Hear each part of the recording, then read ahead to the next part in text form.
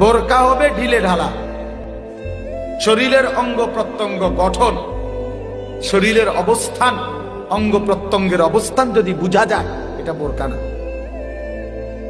এটা বোরকা।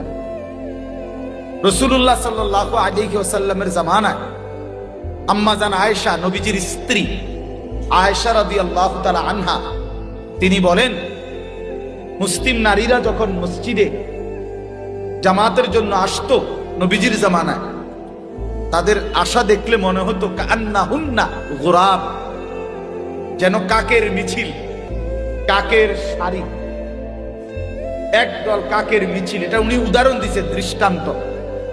অর্থ হইল, হাদিসের ব্যাখ্যায় আপনারাই বলেন, কাক লাল, নীল, হলুদ, কমলা, বেগুনি, কালো, এরকম বিভিন্ন কালারের তো কাক হয়, ঠিক না?